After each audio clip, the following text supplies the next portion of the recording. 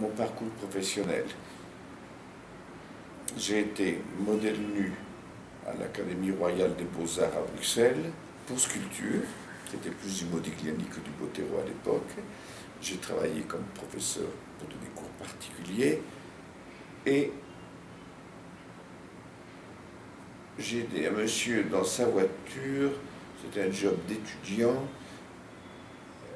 qui avait eu un infarctus. Il y avait une pédale sur la place d'à côté, un frein du poste du conducteur, et s'il avait un infarctus, je devais appuyer sur la pédale. Et s'il n'avait pas d'infarctus, je n'avais rien à faire. Après quelques jours, je l'ai aidé à vendre des costumes d'été. Il faisait de la vente porte-à-porte en Belgique, avec beaucoup de succès. Et puis je suis venu travailler en Colombie. Je me suis marié. Je suis travaillé en Colombie. J'avais connu la Colombie 2 ans auparavant. Je suis revenu marié. Je pensais être prof de maths ou quelque chose dans le genre au lycée français. J'ai fait 2 années d'études de maths sup, ou l'équivalent à l'Institut Solvay à Bruxelles. Et puis quand je suis arrivé, mon oncle est décédé et on m'a demandé de rentrer travailler dans l'entreprise. Donc c'est pas du tout de la vocation, ni de l'entrepreneuriat. Et puis il y avait 15 personnes dans l'entreprise, j'ai dû m'en occuper. Je me suis retrouvé tout seul d'un moment à l'autre. Son épouse aussi est décédée quelques années plus tard, enfin 1 an et demi. Et bon, on est 4500 aujourd'hui. Ça, c'est le parcours et l'expérience professionnelle auparavant. Ça a commencé comme agence de voyage, et puis le besoin du service, on nous demande de temps en temps de donner des réservations pour du fret. Si vous connaissez les gens de Lufthansa, d'envoyer une valise à Miami avec des cadeaux ou quoi que ce soit, vous finissez par monter un département de fret. S'il faut assurer le fret et les passagers, un broker d'assurance, si à travers les assurances vous prestez des services d'assistance, on termine associé avec AXA, c'était un tiers d'employés AXA Assistance. Il y a en 1977, maintenant il doit y en avoir plusieurs centaines, dans plusieurs pays, nous sommes associés ensemble, on s'occupe d'hôtellerie, on s'occupe de services médicaux, on s'occupe de marketing. Il doit y avoir dans les 25 ou 30 entreprises du groupe Aviatour actuellement. Ma grande spécialité, c'est dicter de cours d'anti-entrepreneuriat. Ça ne sert absolument à rien. C'est une de mes grandes spécialités. Je fais ça dans plusieurs universités. Pourquoi? Pourquoi? Soit vous avez envie de créer des entreprises, soit, et ça vous naît, c'est de la vocation. Et la vocation est dans la vie d'une entreprise, ce que la foi, la religion.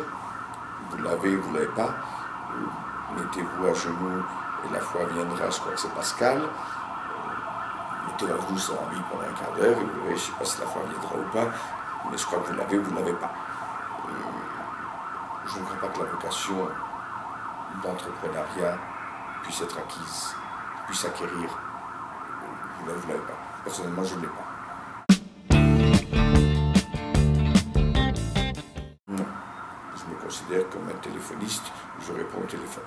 Et je sais qu'il n'y a pas de papier sur mon bureau, et ça fait 45 ans que je travaille, ça fait 45 ans que j'essaye de ne pas avoir d'appel à répondre, à retourner, ni aujourd'hui de mail, c'est esclavitude, ni de apprendre à ne rien faire.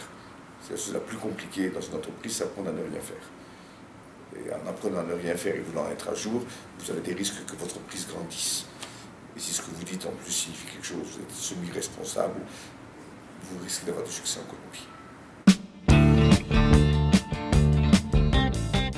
Non, les gens sont très intelligents, trop parfois, agréables, sympathiques. La Colombie se dispute avec le Vanuatu, le pays le plus heureux au monde, où les gens sont le plus heureux au monde, et c'est encore mieux dans certaines régions comme Barranquilla. On y trouve d'excellents collaborateurs. Ça peut être très agréable de travailler en Colombie.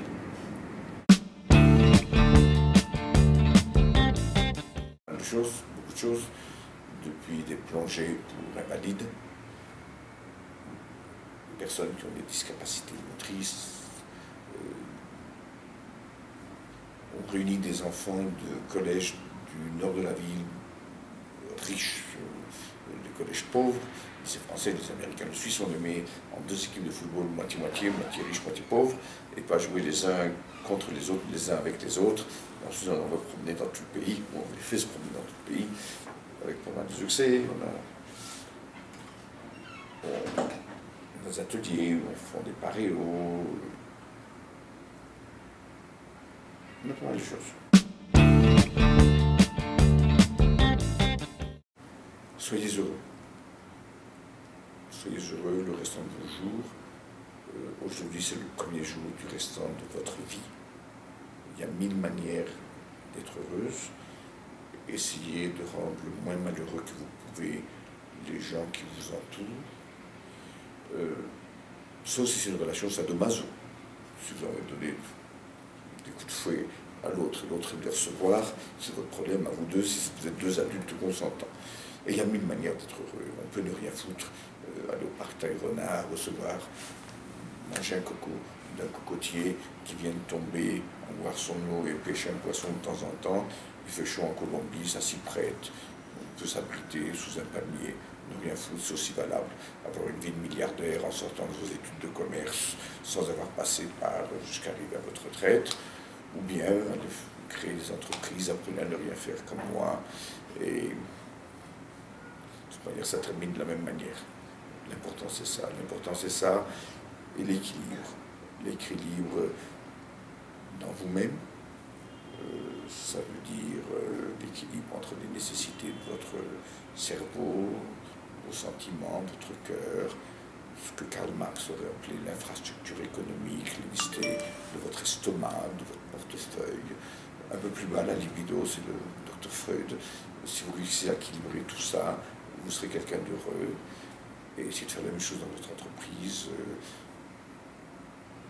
Équilibrer les demandes et les besoins de la partie administrative, technologique, financière, commerciale, dans l'entreprise. Tous sont importantes. Et équilibrer votre entreprise avec le monde extérieur,